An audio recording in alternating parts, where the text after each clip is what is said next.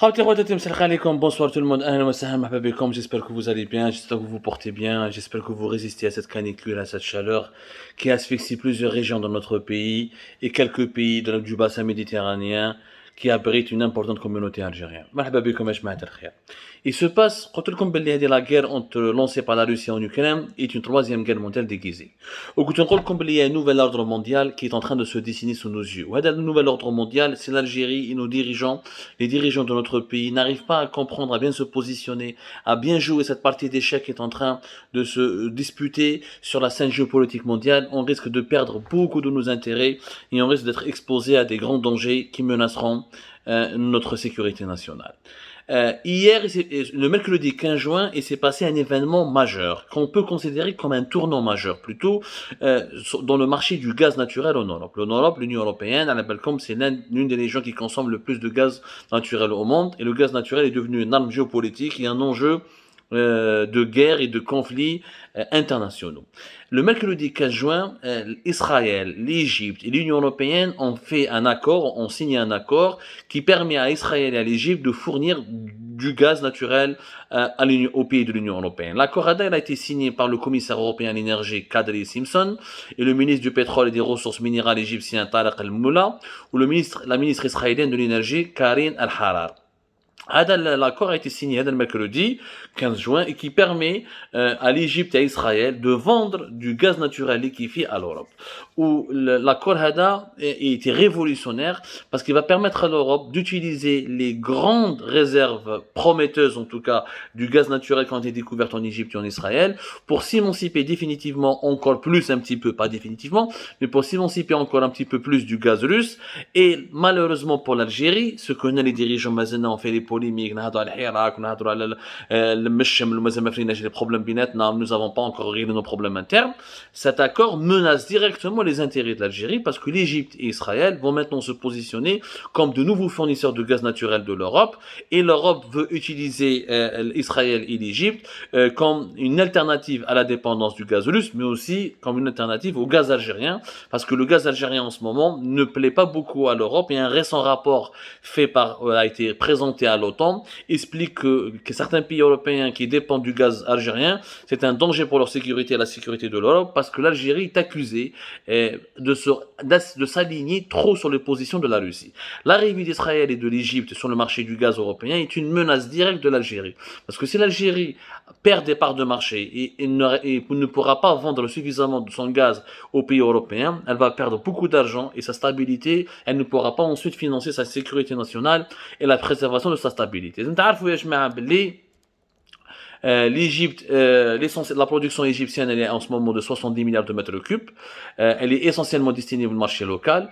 L'Égypte est en train d'augmenter ses exportations. Les exportations de l'Égypte ont augmenté vers l'Union européenne de pratiquement 40%, alors qu'ils étaient en 2021 de 15%. Et les nouveaux gisements en Égypte, qui attirent notamment le grand gisement Zohr, qui est situé en offshore, attirent de plus en plus de grandes compagnies européennes, qui les Italiens Dini, qui veulent le développer, et l'Égypte a un potentiel important et on parle d'une dizaine de milliards de mètres cubes qui seront exportés depuis l'Égypte vers l'Union européenne. En Israël, في إسرائيل كاين des réserves qui ont été découvertes qui sont estimées à 900 milliards de mètres cubes et les Israéliens veulent utiliser deux gazoducs qui sont utilisés vers l'Égypte, qui sont pas parce que l'Israël exporte du gaz vers l'Égypte, mais ils veulent utiliser ces gazoducs pour relier l'Égypte à Chypre. Il y a d'autres pays de la Méditerranée, du nord de la Méditerranée qui m'a la Grèce pour pouvoir exporter du gaz israélien vers l'Europe.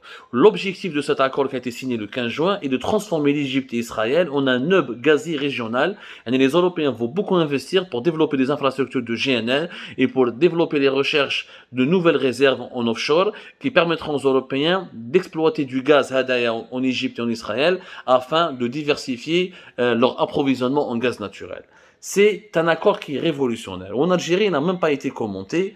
L'objectif pourtant, l'Algérie, elle est menacée, officiellement, l'Union européenne, nous ne voulons plus dépendre de la Russie. Sauf que c'est difficile pour l'Union européenne parce que, la Russie, il consomme 155 milliards de mètres cubes. 155 milliards de mètres cubes, c'est beaucoup d'argent. C'est une centaine de milliards de dollars. Maintenant, ils sont en train de trouver de nouveaux fournisseurs. قبل ما يتفاهموا مع Israël ou l'Égypte, qui est un accord révolutionnaire, parce que ça permet à Israël et à l'Égypte de gagner encore beaucoup d'argent en exportant du gaz et en nouant des alliances stratégiques avec les puissances européennes. Les Européens ont beaucoup misé aussi sur le Qatar. Le Qatar qui ambitionne d'augmenter sa production de gaz de 60%. Ou dimanche dernier, il y a une information qui est passée aussi inaperçue en Algérie. Le Qatar, avec le groupe Total Energy, le fameux géant Total, a signé dimanche dernier un accord très important pour l'exploitation de l'un des plus grands gisements de gaz au monde, اللي جاي في القطر. وهذا l'accord permet à Total d'investir beaucoup d'argent au Qatar. Et d'ici 2027, le Qatar il veut doubler, voire tripler ses exportations de GNL vers l'Europe. Ou le Qatar qui est loin derrière l'Algérie. L'Algérie a une part de marché de 11%. Mais avec ces nouveaux accords, en plus le Qatar, au mois de mars, l'émir du Qatar il a séjourné en Europe, il a fait des visites d'États importants en Allemagne, en Espagne et en Angleterre et dans certains pays de l'Europe de l'Est. Et le Qatar va investir beaucoup, notamment en Espagne, pour construire des nouveaux terminaux GNL. Les terminaux GNL, c'est des infrastructures qui permettent aux Qataris d'envoyer leurs méthaniers. Les Qataris, ils ont une 60aine de méthaniers, mais ils ont commandé, ils vont avoir une flotte de plus de presque 200 méthaniers d'ici 2027. Ils ont commandé 100 méthaniers depuis 2019-2020, alors qu'ils ont déjà, en termes opérationnels, une 60aine de méthaniers. Méthaniers, c'est les bateaux, les gros bateaux qui transportent le gaz liquéfié, il y a un état de liquide, qui va aller vers une infrastructure qu'on appelle terminal GNL, qui va regazifier ce gaz, le transformer en gaz naturel, pour ensuite le distribuer le circuit de consommation locale. Le Qatar menace avec le Qatar, l'Égypte et l'Israël, avec ces trois accords que l'Union européenne a négociés depuis mars jusqu'à la mi-juin. L'Algérie est totalement menacée parce que l'Europe ne va pas s'émanciper rapidement du gaz russe, elle va baisser. Et au lieu de consommer 155 milliards, ils vont essayer au moins de baisser de moitié, ou là, au moins de baisser de 55 milliards de mètres cubes, ce qui est important. N'oublions pas que les États-Unis d'Amérique ont promis d'exporter vers l'Union européenne au moins 15 milliards de mètres cubes sous forme de GNL. Mais le plus grand perdant, c'est pas la Russie, c'est l'Algérie. Parce que l'Algérie détient ses troisième fournisseur de l'Europe. Après la Russie, qui détient 40% des parts de marché, la Norvège 23, 24, 25 selon les années, ou l'Algérie 11%, entre le 10 et 11%. Qui joue Qatar? Qatar qui est 6 ou la 7. Et maintenant 2027, avec cette lancée, il va nous dépasser. Il risque de nous prendre beaucoup de parts de marché. Et l'Espagne risque de consommer plus du GNL Qatar et du GNL américain que du gaz algérien. Donc le Qatar va se retrouver facilement avec 15 à 18% de parts de marché, voire plus de 20% d'ici 2030.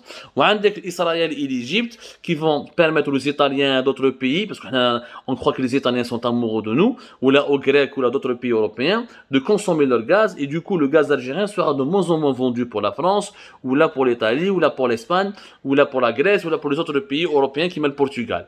Ce qui fait que si nous perdons les parts de marché de 11%, on va perdre beaucoup d'argent. Ou alors l'Union européenne, elle cible l'Algérie. Parce que les dirigeants algériens, les récents conflits qui a éclaté entre Alger et Madrid a convaincu les Espagnols, ont convaincu les autres dirigeants européens que l'Algérie devient un danger. Donc, une ministre espagnole de l'économie, l'Algérie s'aligne sur la Russie. Il veut faire comme la Russie et elle veut s'imprégner, reproduire la politique de Poutine à l'égard de l'Europe et utiliser le gaz comme une arme géopolitique. Les Européens ne l'ont pas accepté, ils l'ont très mal vécu.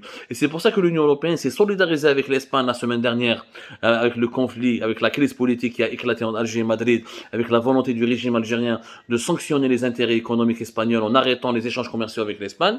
C'était ça, une déclaration de guerre contre l'Espagne et une déclaration de guerre contre l'Union européenne. L'Union européenne, chef, il n'a jamais apprécié la proximité du régime algérien avec Poutine. Donc l'Union européenne d'être une stratégie pour réduire les importations du gaz algérien. D'ailleurs, plusieurs experts, d'abord l'Union européenne, d'ailleurs des études chez un expert par exemple français qui s'appelle Thomas Pellerin-Carlin de l'Institut Jacques Delors, qui est un spécialiste de la politique européenne de l'énergie.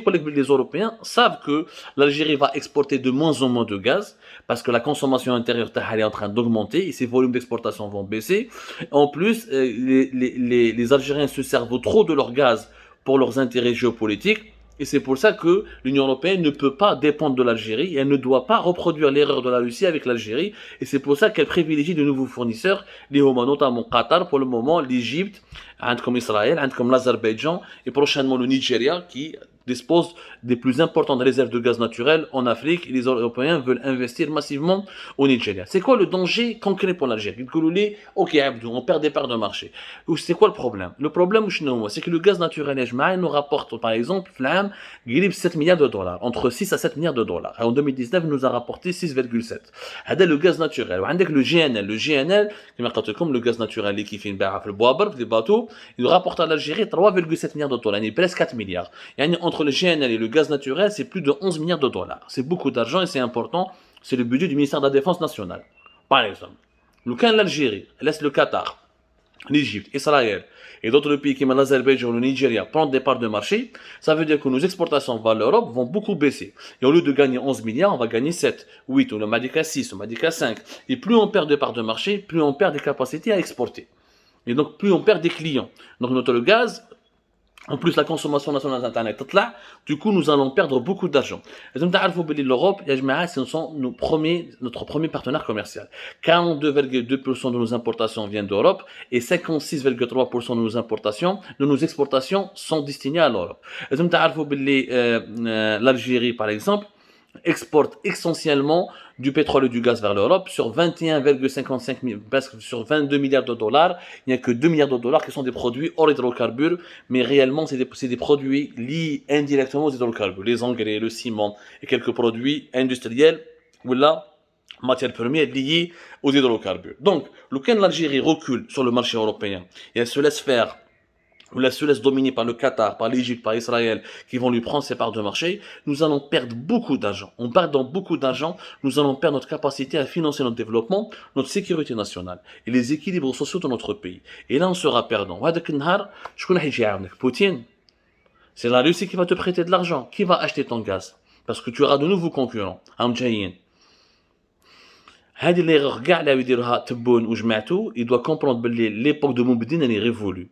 En faisant trop de chantage, en faisant croire aux Européens que tu peux faire du chantage en utilisant le gaz naturel, en faisant croire aux Européens que tu es trop proche de Poutine, que tu veux t'aligner sur la Russie, que tu es d'accord avec son idéologie, avec sa vision du monde, on a braqué les Européens, on les a obligés à trouver de nouveaux fournisseurs pour ne pas céder au chantage algérien et pour ne plus traiter l'Algérie comme étant un partenaire fiable et un partenaire stratégique. Et du coup, nous sommes en train de les faire fuir au lieu de les fidéliser pour gagner davantage d'argent avec eux. Nous sommes en train de les faire fuir pour qu'ils puissent eux-mêmes aller donner de leur devise à d'autres fournisseurs, ce qui fera le bonheur de leur population et ce qui fera malheureusement au final le malheur de notre population à nous. Nous en reparlerons de ce sujet stratégique parce qu'il s'agit de la géopolitique de par excellence dans les prochaines émissions. J'espère que ça vous a permis d'éclairer votre long terme. C'est un éclairage qui me paraît précieux. C'est comme ça, tout à l'heure.